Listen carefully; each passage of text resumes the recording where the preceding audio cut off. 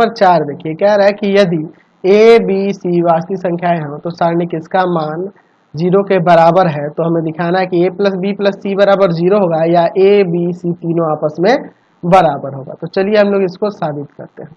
पहले इसको ले लेते हैं जो दिया है हमारे पास, b plus C plus A plus B.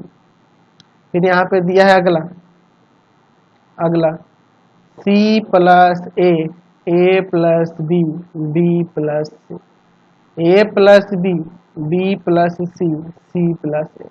इसका सारणिक मान जो है 0 के बराबर है, तो हमें यह प्रूव करना है। चलिए मैं यहाँ पे लिखता हूँ कि R1 के जगह पर R1 plus R2 plus R3 ऐसे कर सकता हूँ। चलिए तो यहाँ से क्या हो जाएगा, 2a plus B plus C, 2a plus B plus C, 2a plus B plus C बराबर में 0। यहाँ बचेगा c plus A plus B plus C, A plus B plus C plus A. चलो इसको कॉमन करते हैं, लिखते हैं taking out 2a plus B plus C from R1 से निकालते हैं 2a प्लस बी प्लस सी। यहाँ पे क्या हो जाएगा 1 1 1, यहाँ बचेगा आपका c plus A plus B plus C, A plus B plus C plus A बराबर 0। यहाँ से हम लोग एक काम करते हैं, चलो पहले इसको आगे सॉल्व करते हैं। मैं लिखता हूँ R1 के C1 C2 कर दूँ क्या, चलो यहाँ पे मैं कर देता हूँ C1 के जगह पर C1 माइनस C2, और 2 कम से कम इसमें घटाने होंगे, तो मैं C2 C3 वाला ही कर देता हूँ। मैं लिख देता हूँ यहाँ पे C2 के जगह पर C2 माइनस C3 कर दूँ या C1 कर देता हूँ, कोई भी कर देता हूँ, ठीक है।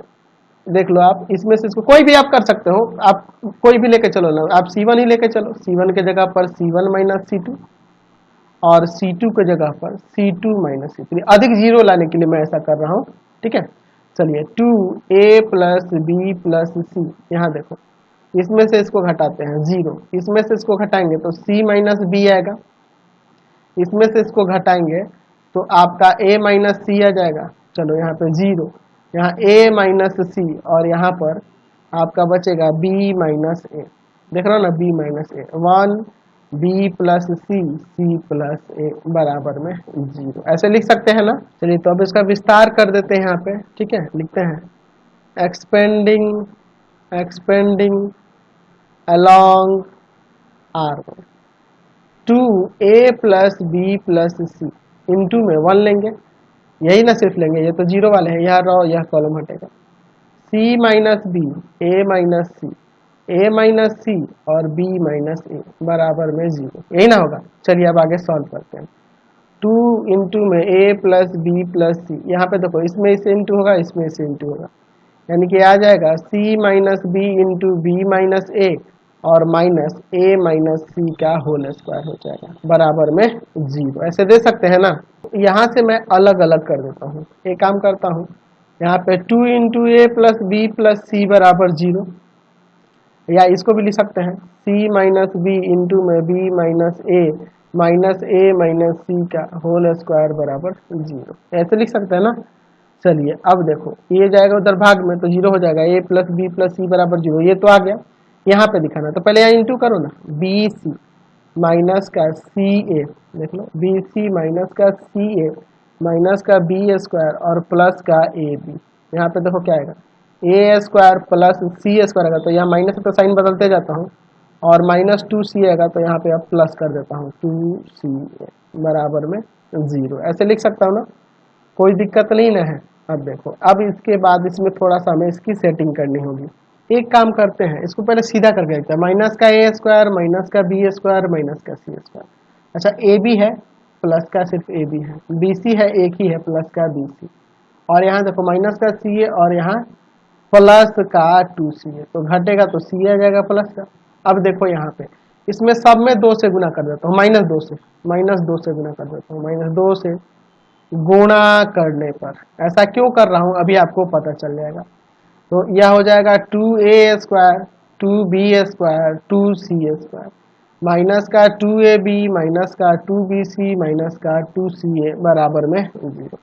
अब देखो यहाँ पे थोड़ी सी सेटिंग करते हैं हम लोग। ए स्क्वायर माइनस का 2ab और प्लस का बी स्क्वायर, एक ए स्क्वायर बी स्क्वायर ले लिया। अब देखो बी स्क्वायर माइनस का 2bc और प्लस का सी स्क्वायर, एक बी स्क्वायर सी स्क्वायर ले लिया, प्लस सी स्क्वायर माइनस 2ca और प्लस का ए स्क्वायर। देखो दो बार ए स्क्वायर है, दो बार बी स्क्वायर है और दो बार सी स्क्वायर है, तो ये है ना जी, है कि नहीं।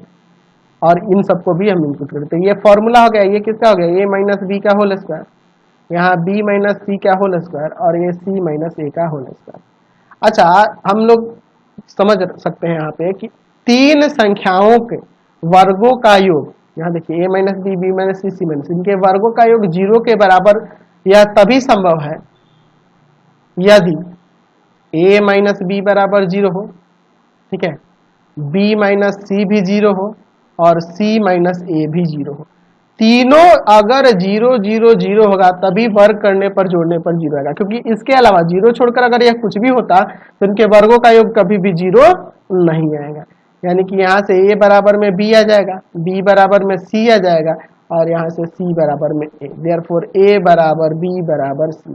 इसलिए हमने प्रूव करके दिखा दिया, अतः हमने यहाँ दिखा दिया, अतः हमने दिखा दिया कि a प्लस बी प्लस सी या तो 0 के बराबर होगा या a बराबर b बराबर c होगा। समझ गए। चलते हैं अगले क्वेश्चन पे। Question number